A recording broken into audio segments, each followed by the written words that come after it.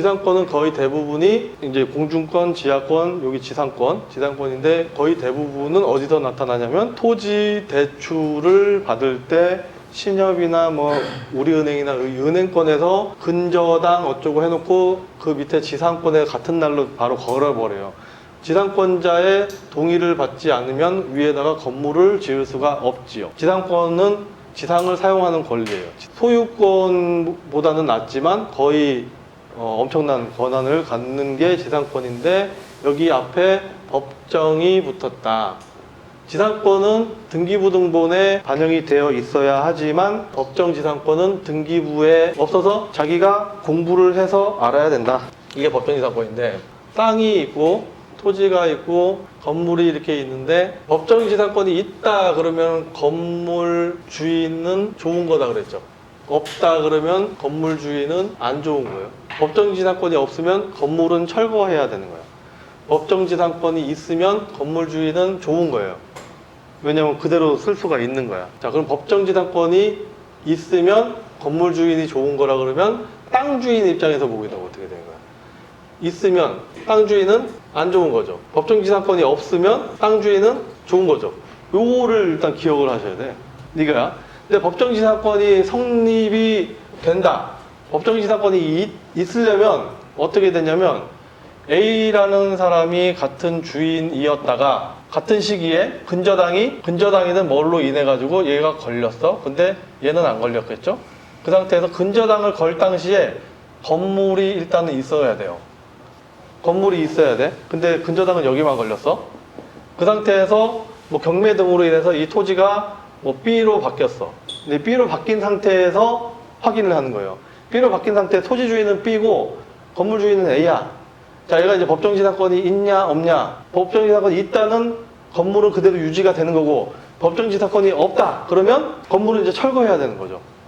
이거에 대한 근거가 이거예요. 저당권 설정 당시에 건물이 있어야 돼. 그리고 저당권 설정 당시에 건물의 소유자와 땅의 소유자가 같았어야 돼. 그리고 경매 등으로 토지의 소유자가 바뀐 거예요. 딱 요 상황인 거야. 그러면 여기 법정지상권이 있다 이렇게 되는 거예요. 법정지상권이 있다 그러면 건물을 철거하지 않아도 된다. 이 사람이 주인이 다르더라도 건물을 철거하지 않아도 된다. 이게 법정지상권이에요. 근데 일단은 먼저 하나 생각을 해볼 게 뭐냐면 은행이 돈을 빌려주러 갔어. A라는 사람한테 돈을 빌려주러 갔어요.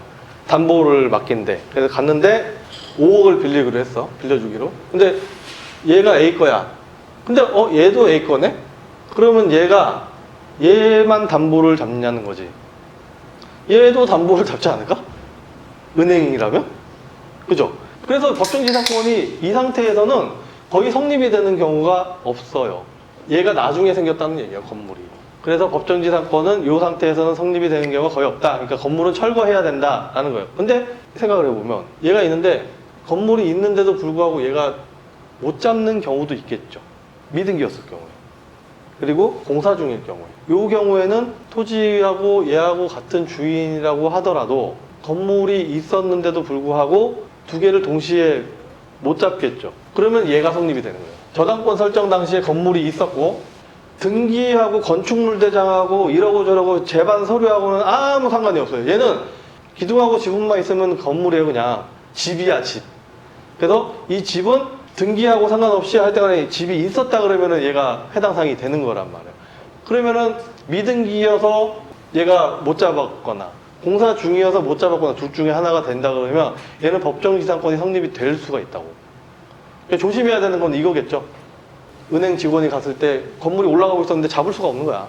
이게 공사 중인 건물하고 미등기인 건물이 법정지상권에 문제가 되는 경우다. 그러니까 법정지상권이 있으면 나중에 철거 판결을 못 받는다.